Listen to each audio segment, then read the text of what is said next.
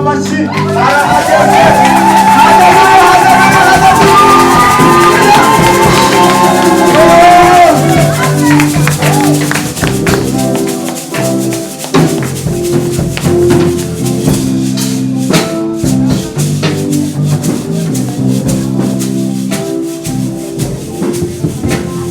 reka tugihagaze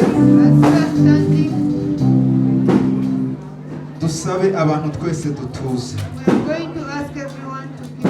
Tugiriwe umugisha, umubyeyi arahageze. Ni umunsi mwiza agiye kutwinjiza mu mwaka. Turaza gusaba abantu twese tuze gutega amatwi twumve ijambo ry'umubyeyi. Ariko mwanyemerera tugakoma amashyi, mwanyemerera tugavuza impundu. Haleluya, haleluya, haleluya, haleluya.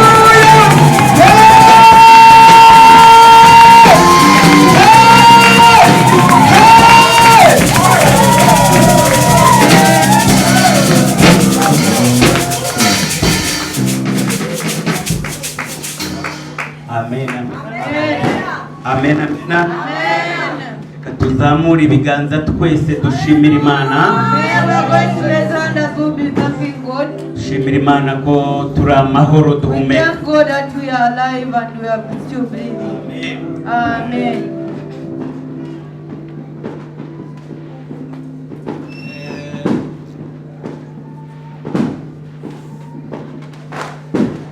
Twese ndumva tunezerewe, reka twicare kugira ngo tutananirwa. Hasi We should sit down so that we should not get tired. tubone kuganira, katwongera Imana amashyi menshi. We are going to talk as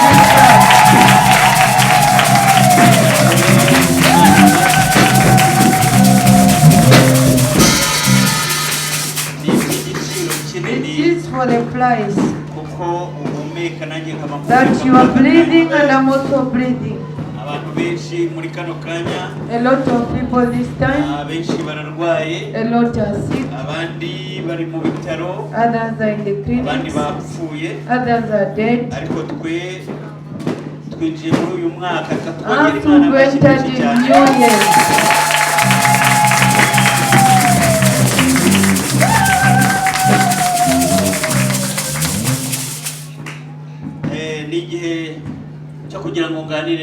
it is a time we get to chat. It's good that we have follow news which is making us to be here. Before we continue with another program, each and every time we name the year, that is what we are going to do right now.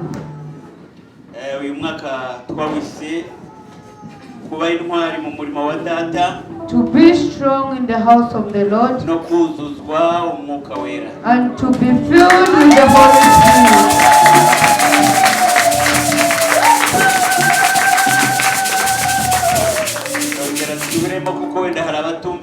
There are people maybe who haven't heard.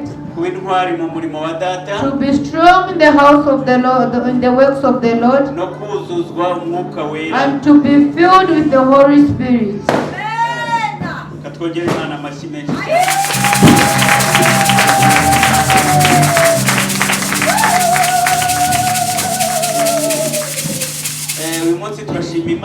Today we thank God. Just like the way you are thanking God also in your heart. It is for a price to thank God. I will thank you all the people who have come. And you helped us to be with us this time. Today we are going to be thanking God. It is a good time. That is a good time He has given us that we thank God. There are a lot who don't have that this time. Maybe the problems they've met. But we thank God. Amen. Amen. ndagira ngo rero mvuge ku mateka y'itorero ryacu ari byo We want ryanyu. to talk about the history of the church. Itorero ryatangiye ku itariki ya 18 z'ukwa gatatu. The church began in 2018. 2018 z'ukwa gatatu. 2018. Sobanura neza uragomba kutumva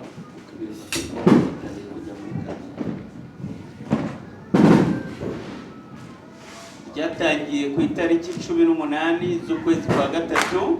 The church began in 2018 on the month of in March. Ritangira rigizwe n'abantu bakeya. It began with few people.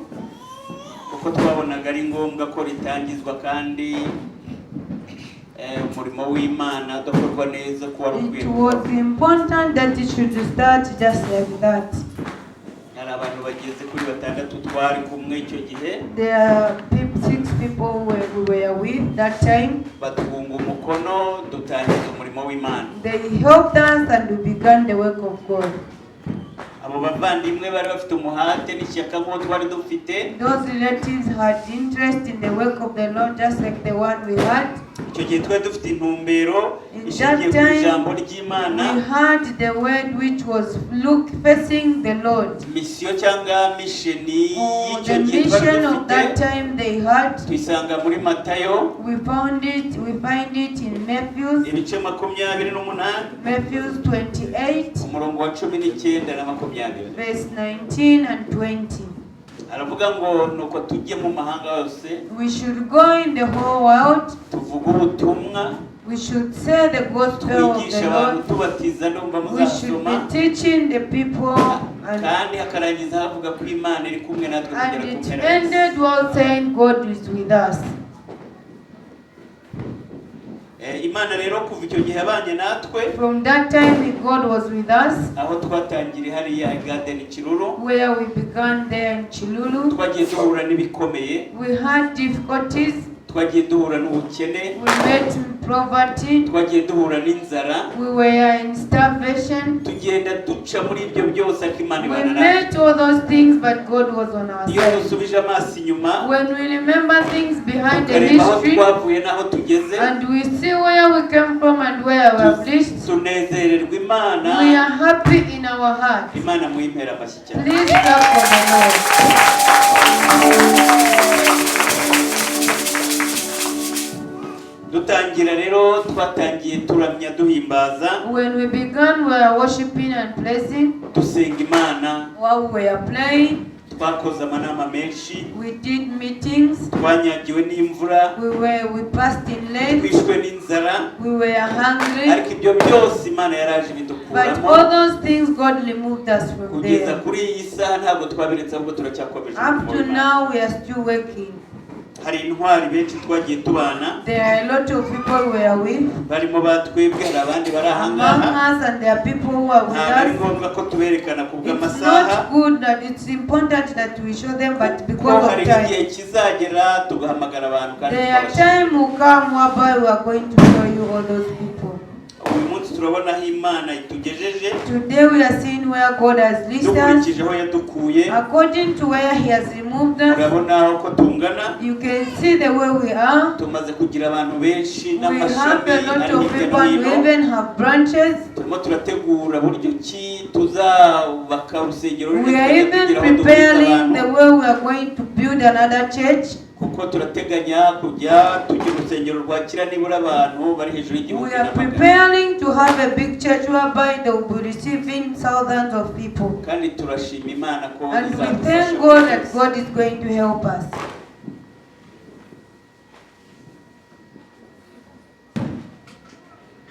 Ndashimira rero abayobozi b'iri torero, I thank so much the leaders of ndashimira this abantu church. bamfashe mu nkokora bakabana nanjye. I thank the people who hold my hand and Kwitanga were with kwabo us. those who are helping, umuhate wabo ntago ari ubusa. their interest is not just for Mukomeze nothing. mugire umuhate, Please keep on having mukomeze interest. mugire ishyaka. Keep on having interest. Imana iri kumwe natwe kandi dukomeje urugendo. God is with us and we are going to keep on the journey.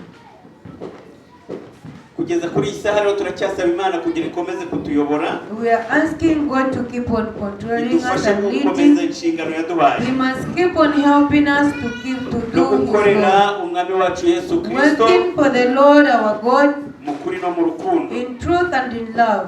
Ibyo twiyemeje tuzakora mu murimo wose Whatever we accepted to do in the muri uyu work, mwaka tugiye kwinjiramo. in the work and in this year we are going to enter. Hari ibintu byinshi twagambiriye gukora There are a ntitwabigeraho, lot of things we planned to do but we never ariko managed. turashimira ibyo twagezeho But turi we kumwe nawe. thank what we've reached or what Imana we've done. yagaragaje ko iri kumwe natwe. God showed that He was on our side. Twabatije abantu benshi, We baptized a lot of people. twashyingiye abantu benshi, We married a lot of people. turakomeje kandi iyo mirimo Imana We ikomeze kept kubana on with natwe. those works. May God help us. Kano kanya tumaze kugera ku bukwe 104, harimo Right abageni now we reached 105. on 1,104 wedded people, and there's also the one who is Kuva getting igihe married on itorero 105. ritangiriye From the tumaze time the kubatiza church has abantu begun, 48. we've baptized 84, 48. 48. Numva ibyo byose mwaha Imana amashyi. All those we can clap for the Lord.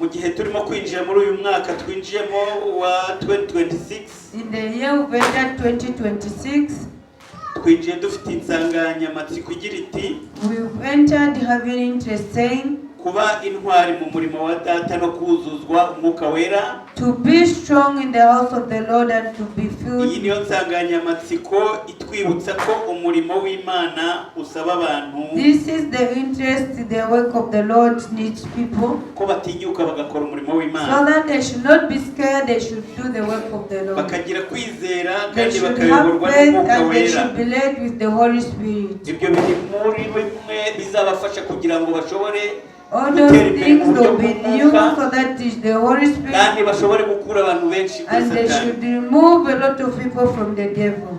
Dushingiye kuri iyi nsanganyamatsiko, According to this word, dufite intego n'iyerekwa Imana yadushyizeho ku mutima we wacu, have the interest the Lord has put in our hearts, ari nayo iri ku mutima wanyu. and which is in your heart.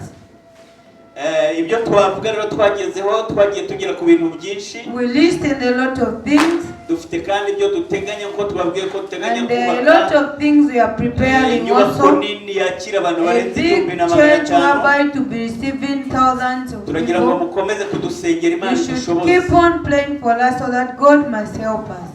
Kuri ibyo turimo twara amabasi twaguze In those things, there are buses which we have bought. adufasha kugira ngo abantu bashobore kwidepurasa They batagira are helping us amatransport. that the people should be able to be Kandi coming to church. turakomeje kuko twifuza ko tugomba kugera ku mabasi And we 20. kept on because we wish to buy 20 buses. Turushaho no gusenga no gusengerana We should keep on praying for one muri uyu another mwaka mushya dukora umurimo in w'Imana this kuko Data new year, yaduhamagaye. so that we should keep on working for the Lord. Turushaho kwegera Imana, We should be closer to the Lord. turushaho kuyumvira We should be listening to the Lord, no gukura mu kwizera, and we should grow in faith, mu rukundo no mu bumwe. in love and in one. Turushaho kuba umuntu umwe, We should be one in everything. nubwo bigaragara ko turi benshi, Even if it shows that we are a ariko lot, ndagira ngo mbasabe kuba umuntu umwe. but I ask you to be one. Mwene so narwara, When your relative or your friend is sick, najya mu bitaro, when that one goes to the clinic, nubona utabona, whenever you are not seen, umugenderere umurebe, you should visit that person and kandi see them. nubona ashonje, If that person is icyo wari hungry, ufite cyo kurya mu kigabane, whatever food you had, you should share it. nibikunanira uze ku itorero. If you fail, you should go to the Hari church. abashinzwe iyo mirimo kugira ngo umurimo There are urusheho gukura neza. people who are in charge of those so that the work of God should go accordingly.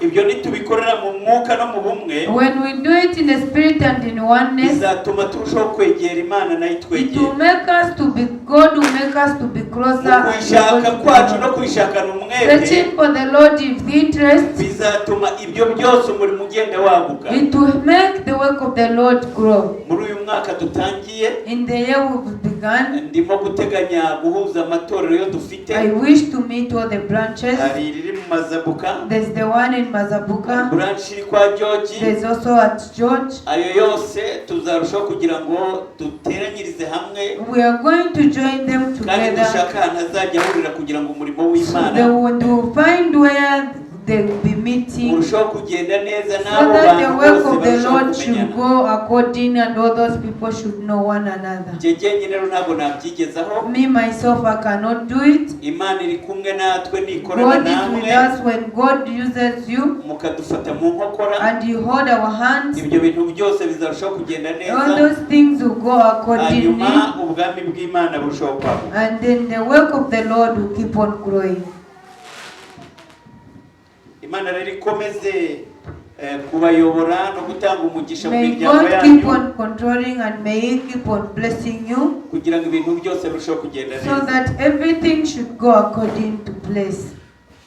Kuba intwari To be strong, mu kwaguka ku rusengero, growing in the church, turwubaka kandi duhuje, building with one, turwagura mu buryo bugaragara no mu buryo growing bw'umwuka it in the twaguka, spirit or in the name of the spirit or bizatuma togetherness. tugera kuri ba bantu dushaka ndetse turenge n'abantu It will ibihumbi. let us where we want us to reach, or will be more than 2,000. Niyo mpamvu nkangurira buri muyobozi wese That's why I encourage each and every leader kuba intwari muri byose. to be strong in everything. Ejo bundi mu nama twakoze nabwiye abantu, In the meeting we had, I told ndababwira ngo hari people, abantu bacitse intege, there are people who have reduced their ariko ntibaguce focus, intege, but let them not reduce ahubwo you. twe dukomeze tugende. We should keep on moving. Nitugera imbere When we reach in front, tuzajya dutuma bajya kubwira ba bandi aho we tugeze, are going to be sending people to go and put hanyuma nabo them. tubakurure, Then even them we should put them, bitume dukomezanya urugendo. and to make us keep on moving.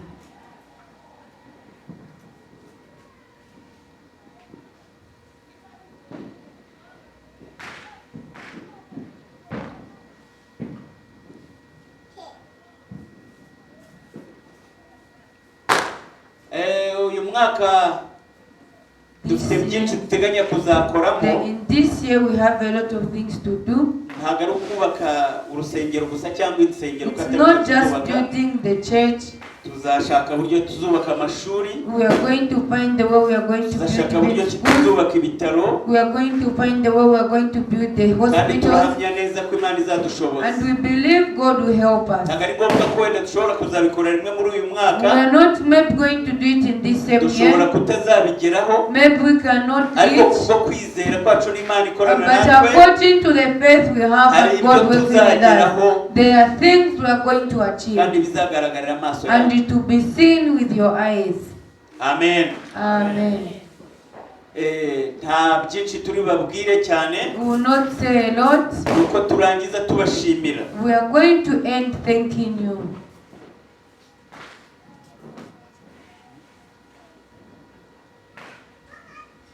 Izi ntego z'ibyo tuvuze tuzazigeraho All these things we are going to reach. tutisingikirije imbaraga zacu, We are not going to use our power ahubwo alone. tuzaba twishingikirije imbaraga z'Imana. We are going to invite God's power to be with us. Nituba dutuye mu Mwuka Wera, When we are going to be with the Holy tukaba Spirit dufite ubumwe and we are together mu gusenga in praying, no mu kwitanga kwacu, even in giving whatever we can manage, twizeye yuko Imana izaduha imbaraga zo we kugera kuri believe ibyo that byose. God will give us power to reach on Uko all those tugenda things. mu mirimo yacu The way we izajya are going to kudushoboza, move, just like the way we move in our works, God will help tuzaguka us. kandi ibyo byose We are tubigereho. going to grow, and all those things we are going to reach.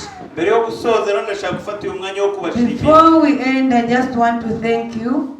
ibyo mwakoze mu ruhande rwacu, Whatever you did in our side, n'ibyo mwakoze muri bene data. whatever you did in your relatives or Umuhate wanyu friends, ntabwo ari ubusa, your interest is not for nothing. mukomeze mushyiremo imbaraga. Keep on putting more effort. Urukundo rwanyu, Your love, kuba turi umwe, umwe to be one. nibyo Imana izaheraho kuko nabitangiye That's what God will begin for, itwerekeza kusogoro whereby we'll be reaching in front. twatangiye tuvuga ururimi rumwe We began using one ariko language, turashima Imana ko tumaze kuba benshi but we thank God that we are a lot. tukaba dufite abanyagihugu turimo gukorana We even people whom we are working with. kandi tukumva ko nubwo twaba tudahari umurimo uzakomeza Even if we are not present, the work of God will continue. nta kindi twifuza There is nothing we wish. nababwiye ko tutagomba kwirobanura ku ndimi We don't have to choose ahubwo languages. tugomba kuba umwe We need to be one tukaba bamwe n'abanyagihugu and to be one with the tugakorana country umurimo people, w'Imana tutavanguye and we do the work of God minus niyo choose. mpamvu nubicunga neza That is why when you check properly, n'abanyagihugu hano urabasanga even the Zambian people, you find them in here. ibyo byose ni ibintu dushimira Imana All those things are things we thank God for. Mazabuka turafite itorero benshi n'abazambiya In Mazabuka we have the church, there are a lot of Zambians. temo nk'abanyamahanga 9 Maybe we have foreigners, just a few. mu itorero rifite abantu barenze 230 In the church whereby there are more than ibyo ni ibintu 300 and byose above. dushimira Imana All imaze those things are the kutugeza things we thank God has reached aho us. hose tugiye tugera bagiye barimo bavanze In every churches we enter, they are mixed. ibyo rero bikampa icyizere ko ibyo duteganya na viziyo yacu Whatever we plan, we are going to achieve dufite it. intumbero ko nubwo abanyamahanga twaba tutakiri muri iki Even gihugu if when we are not in this country, umurimo w'Imana wakomeza the work of the Lord shall continue. hari abantu benshi bazi dutangira There are a lot of people who know when we began. ndabona ba John bahari John urahari I can see Joe is stand here. up Mr. John Please just stand say up. hallelujah Hallelujah. Amen. reka Imana amashi bene John ariko Then Joe, they are there. bariho nabonye bapombozi Even the Wapongos is there. murani kwanja tiposhani Please, Wapongos, you can raise your hand. We greet one another. Zambiya barimo isimu Even the Zambians are there. I can even see my daughter there, my baby there. Imana rero ikomeze bane natwe May God keep on being with us. mukomeze mudusengera Imana Keep on praying for us. shoje mbifuriza umwaka mwiza muhire I wish you happy new year. w'amata n'ubuki For milk and honey. uzababera umwaka w'ibyifuzo byanyu It must be a year of your wish. ibyo mutashoboye kubonera muri uyu mwaka turangije Whatever you did not achieve in Imana izabibahe 2025, muri uyu mwaka wa God must 2026 give you in 2026. abasore Imana izabaha abagabo The abagore men, the abakobwa girls, Imana God must give you izabasubize ibyifuzo husbands. God byanyu must answer your ndabona request. bishimye cyane basetse I can see they are a lot, they are happy. ni mu Imana amashimwe mwenyine turebe abasore You should clap for yourselves. amen Amen. abandangije rero nezezwa nuko ndi kumwe namwe I'm kandi happy that I'm with you mukomeje kumfata amaboko and you've kept on holding my hand. reka duhe Imana amashyi menshi We are going to give God a